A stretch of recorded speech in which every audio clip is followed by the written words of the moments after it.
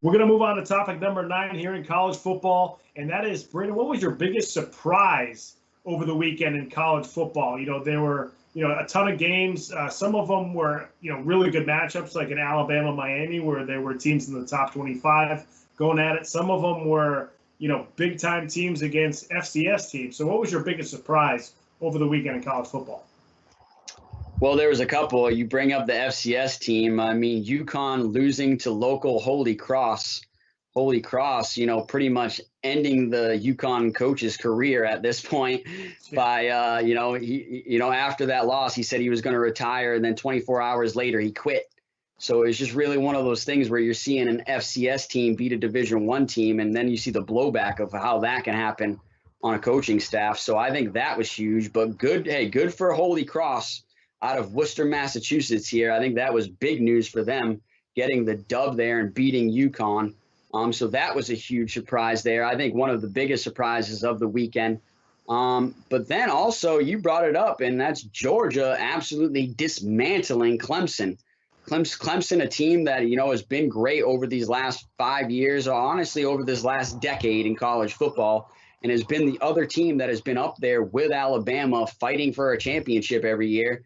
They absolutely got dismantled and embarrassed by a Georgia Bulldogs team that looks like they're the real deal. And like you said, could potentially give a great matchup to Alabama. And guess what? We're going to get to see that because it's the SEC, obviously the powerful, biggest, competitive league in college football right now. You're obviously going to get to see the best teams in college football play each other in the regular season, which that makes it so exciting. So I can't wait for that Georgia versus Alabama matchup to come. I think that's going to be amazing. But I think that was a big surprise, just how big of an upset, I think you could call it an upset because Clemson has been so dominant over the last decade, and they were even expected to be, great this year again. To have Georgia go in there and only give up a few points and have their defense play amazing and just shut down Clemson and embarrass them, I think that was a huge surprise. And then finally, a big Florida State fan, Florida State coming out and having a great showing against Notre Dame, a top-ranked team that, a lot of people have this Notre Dame team getting into the playoffs. Well, Florida State took them to the wire and even took them into overtime. And I think this is really one of the best Florida State teams that we've seen over the last 5 years. But at one point, Florida State's quarterback took an injury, had his helmet knocked off, had to come out for a game. And then in comes the story of McKenzie Milton coming back from a horrific knee injury in 2018 when he played at the University of Central Florida, when he put Central Florida on the map that year and arguably had them as a national title contender. He took a huge career-ending injury, they thought, potentially life-ending, because it was that bad that they had to stabilize his knee and stabilize his vitals on the field in 2018. He comes back, rehabs that knee, comes back to the game of football, comes back, gets on the field, and plays amazing. And boy, did he look amazing. I mean, to me, that was the feel-good story of college football in week 1. And I think the best story of college football, seeing McKenzie Milton come back on the field and have success for Florida State.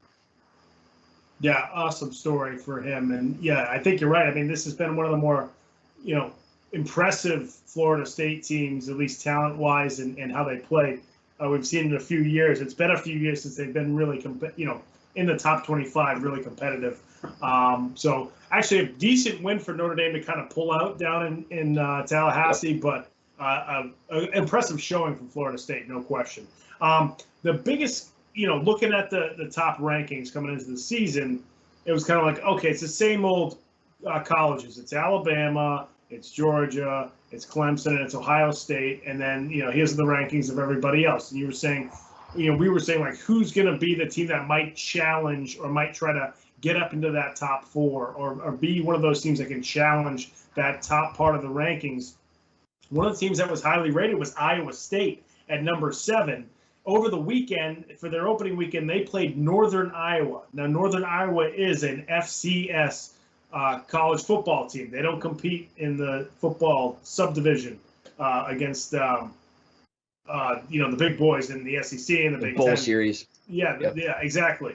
So they're a lower level team, and Iowa State won, but they won 16-10. And it's just looking at this Iowa State team. I know it's the first week of the season, but if you want to be one of those top 10 teams and you want to be a team that tries to, penetrate that force field that is the SEC, sort of big, Ohio State and Clemson group of teams that have been so good over the years, you got to do better than this against Northern Iowa. I mean, Iowa State, it's not like they're talented and young either. They have a ton of guys coming back from last year. I believe they had 10 starters from the offensive side of the ball coming back this season, including their top quarterback, Brock Purdy. And, they have a bunch of guys from the defense from last year that's back this year. The defense was actually pretty good, except for one play where Northern Iowa hit a slant over the middle, and the receiver actually broke a bunch of tackles to run for a long touchdown. Other than that, it wasn't too bad. They didn't turn the ball over a ton. They didn't have a ton of penalties in this game, but Iowa State, they weren't moving the ball. And it was like, you're this physically imposing, more athletic, more dominant team, and you should have run over this Northern Iowa team, and you didn't. So for a team that's supposed to be contending for one of those top spots, or at least trying to compete for one of those top spots, to come out week one and be an experienced team nonetheless and not have a great showing, that was surprising to me from Iowa State.